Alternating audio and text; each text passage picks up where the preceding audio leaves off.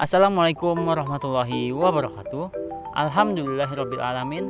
Wassalatu wassalamu ala asrofil anbiya'i wal mursalin Sayyidina wa maulana Muhammadin wa ala alihi wa sahbihi ajmain, amma ba'du.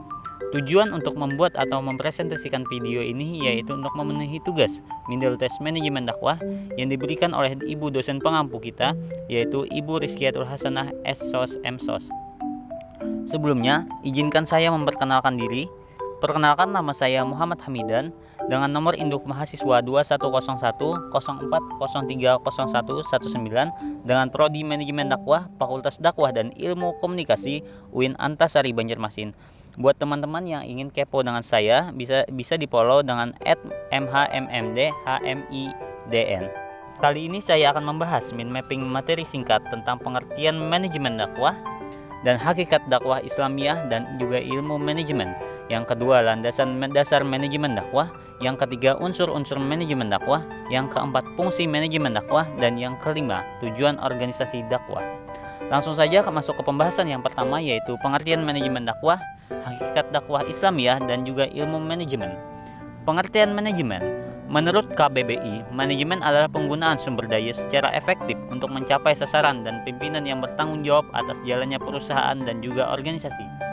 Dan secara etimologis, manajemen berasal dari bahasa Inggris, manajemen yang berarti tata pimpinan, pengelolaan, dan juga lain-lain.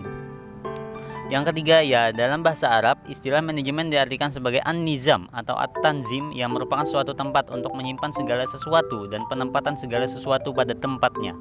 Dan yang selanjutnya yaitu sedangkan secara terminologi, manajemen adalah sebuah perencanaan, perorganisasian, pengaturan terhadap para anggota organisasi, serta penggunaan seluruh sumber-sumber yang ada secara tepat untuk meraih tujuan organisasi yang telah ditetapkan. Pengertian dakwah.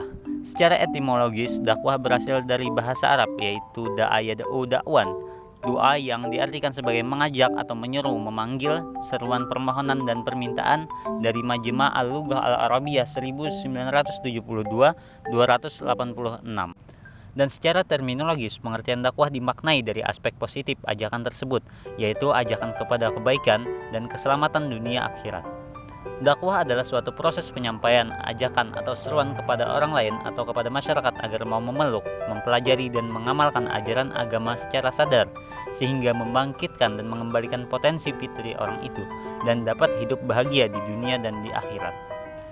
Dan ada pengertian dari manajemen dakwah itu sendiri, yaitu merupakan proses perencanaan tugas, mengelompokkan tugas, menghimpun dan menempatkan tugas dan kemudian menggerakkan ke arah pencapaian tujuan dakwah, yaitu kebahagiaan dunia dan juga akhirat. Manajemen dakwah sebagai proses perencanaan tugas, mengelompokkan tugas, menghimpun dan menempatkan tenaga-tenaga pelaksana dalam kelompok-kelompok tugas dan kemudian menggerakkan ke arah pencapaian tujuan dakwah. Yang referensi tersebut disampaikan oleh Ar-Rasyad Saleh. Penerapan manajemen dakwah yang pertama yaitu merumuskan masalah dengan mempertimbangkan argumentatif, dengan menulis tulisan singkat yang berisi pernyataan topik atau akar masalah dengan melakukan pertimbangan argumentatif yang berisi alasan, penjelasan, kritik, serta pembuktian yang disertai dengan fakta aktual, valid, dan nyata yang disertai dengan alasan-alasan yang objektif dan juga logis. Dan yang kedua yaitu pencarian jawaban masalah. Pencarian jawaban masalah itu agar bisa mencari jawaban dari suatu permasalahan dan kita dapat mengetahui mengapa masalah itu bisa muncul, apa sebab dan faktor munculnya masalah tersebut. Dan yang ketiga yaitu perumusan rinci. Dengan merumuskan secara rinci tersebut agar membuat kita bisa tahu awal muncul masalah, penyelesaian masalah, dan mengimplementasikannya dari penyelesaian masalah tersebut. Hakikat dakwah Islamiyah dan ilmu manajemen. Manajemen dakwah merupakan suatu proses yang dinamik karena ia berlangsung secara terus-menerus dalam suatu organisasi. Setiap perencanaan selalu memerlukan peninjauan ulang dan bahkan mungkin perubahan di masa depan. Pertimbangannya adalah kondisi yang dihadapi selalu berubah-ubah. Manajemen dakwah dimaksudkan agar pelaksana dakwah mampu menampilkan kinerja tinggi dan juga merupakan aktualisasi iman yang dimanifestasikan dalam kegiatan manusia beriman dalam masyarakat melalui cara tertentu. Demi terwujudnya ajaran Islam dalam segi kehidupan, Kegiatan tersebut sering disampaikan secara individu ataupun kelompok melalui berbagai metode dan sarana yang bertujuan memberi perubahan dalam kehidupan. Jumantoro 2001. Pembahasan yang kedua yaitu landasan manajemen dakwah. Landasan yang sudah seharusnya dari manajemen dakwah yaitu Al-Quran dan juga Sunnah yang dijadikan pegangan dan sumber mengapa dakwah akan terus dilaksanakan atau diperjuangkan oleh pengembannya sendiri yaitu umat Islam. Di dalam Al-Quran terdapat banyak ayat yang memerintahkan bagi umat Islam sebagai usaha menyeru umat manusia agar melaksanakan kebaikan dan meninggalkan segala perbuatan yang buruk. Sebagaimana telah diwahyukan oleh Allah Subhanahu wa taala dalam surah Al-Imran ayat 110 yang berartikan kamu umat Islam adalah umat terbaik yang dilahirkan untuk manusia karena kamu menyuruh berbuat yang makruf dan mencegah dari yang mungkar dan beriman kepada Allah. Sekiranya ahli kitab beriman, tentulah itu lebih baik bagi mereka. Di antara mereka ada yang beriman, namun kebanyakan mereka adalah orang-orang yang fasik. Dan juga ada Al-Quran surah Al-Imran ayat 104 dan Al-Quran surah As-Saff ayat 4 yang menjadi landasan dari manajemen dakwah, yang berartikan dan hendaklah di antara kamu ada segolongan orang yang menyeru kepada kebajikan, menyuruh atau berbuat yang makruf dan mencegah dari yang mungkar, dan mereka itulah orang-orang yang beruntung. Dan ada juga artian dari Al-Quran surah As-Saff ayat 4 yaitu sesungguhnya Allah mencintai orang-orang yang berperang di jalannya dalam barisan yang teratur. Mereka seakan-akan seperti suatu bangunan yang tersusun kokoh. Hubungan surah tersebut dengan manajemen ialah dalam Al-Quran surah Al-Imran ayat 4 itu terdapat seruan di mana kita diperintahkan untuk mengajak kepada kebaikan dan mencegah dari hal yang buruk. Proses mengajak itu termasuk dalam proses di mana mengarahkan orang harus memiliki metode dan arah yang sesuai karena manajemen itu sendiri adalah keteraturan. Pembahasan yang ketiga yaitu unsur-unsur dari manajemen dakwah. Unsur-unsur manajemen dakwah itu ada 4, yaitu ada takhtid, perencanaan, ada tanzim, perorganisasian, ada tajwid, penggerakan dakwah, dan ada riqabah, pengendalian dan evaluasi dakwah. Pembahasan yang keempat yaitu fungsi manajemen dakwah. Takhtid, perencanaan. Perencanaan strategi adalah langkah awal dari suatu aktivitas manajerial yang terhubung dengan beberapa kegiatan untuk kedepannya dalam jangka waktu tertentu. Dalam proses dakwah sangat diperlukan suatu perencanaan. Tanpa adanya rencana, maka tidak akan ada dasar untuk melakukan kegiatan dalam rangka mencapai tujuan. Perencanaan inilah yang akan menjadi fungsi utama dalam berdakwah dan ini yang menjadi tolak ukur dari pelaksanaan kegiatan yang selanjutnya agar meraih hasil yang maksimal. Dalam hal ini, Allah sudah menerangkannya dengan jelas penciptaan alam semesta dengan disertai perencanaan yang matang dan tujuan yang juga jelas.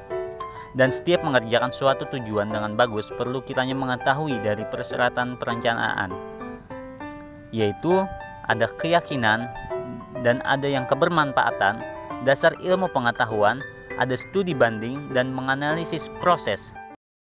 Aspek perencanaan dakwah ada beberapa, yaitu hasil output dakwah yang ingin dicapai, dan yang kedua dai atau para juru dakwah yang akan menjalankannya, dan yang ketiga waktu dan skala prioritas, dan juga ada yang keempat yaitu dana atau bisa disebut dengan kapital.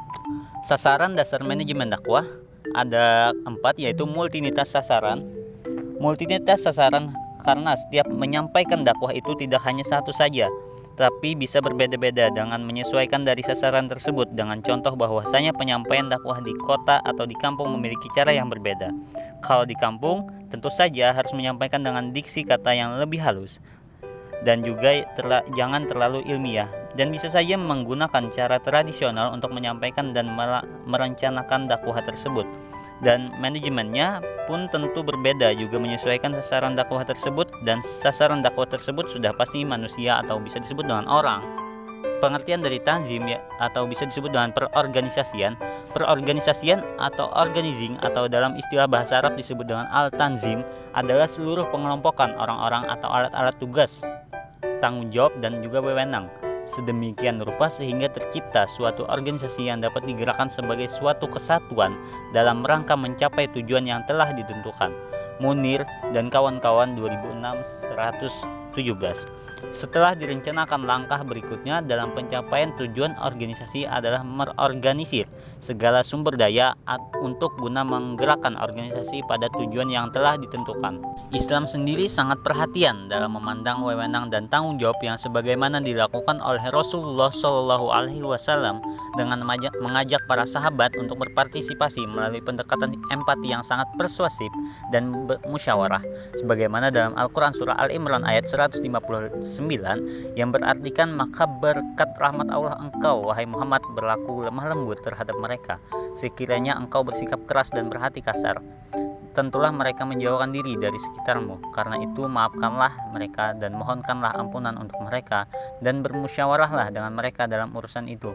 Kemudian apabila engkau telah membulatkan tekad, maka bertakwalah kepada Allah. Sungguh Allah mencintai orang-orang yang bertawakal. Yang selanjutnya ada riqobah atau pengendalian dan evaluasi dakwah. Pada organisasi dakwah, penggunaan prosedur pengendalian ini diterapkan untuk memastikan langkah kemajuan yang telah dicapai sesuai dengan sarana dan penggunaan SAM secara efisien. Pengendalian yang dimaksud sebagai kegiatan untuk mengukur penyimpangan dari prestasi yang direncanakan dan menggerakkan tindakan korektif. Adapun unsur-unsur pengendalian sebagai berikut yang bisa disebutkan dengan sebuah standar spesifikasi prestasi yang diharapkan, proses pengukuran real, laporan penyimpangan pada unit pengendali, dan yang selanjutnya ada tindakan yang dilakukan, dan yang terakhir apabila tindakan unit pengendali gagal maka akan kurang memuaskan ke arah yang diharapkan. Pembahasan selanjutnya yaitu tujuan organisasi dakwah. Karakteristik tujuan organisasi dakwah adalah sesuai atau suitable. Tujuan dakwah bisa selaras dengan misi dan visi dakwah itu sendiri. Yang kedua, berdimensi waktu atau measurable time. Tujuan dakwah harus konkret dan bisa diantisipasikan kapan terjadinya. Yang ketiga, layak atau feasible. Tujuan dakwah hendaknya berupa suatu tekad yang bisa terwujudnya atau bisa disebut dengan realistis. Yang keempat, luas atau fleksibel. Itu senantiasa bisa disesuaikan atau peka, bisa disebut dengan sensitif terhadap perubahan situasi dan kondisi umat. Yang terakhir yaitu bisa dipahami, understandable. Tujuan dakwah harus mudah dipahami dan dicerna.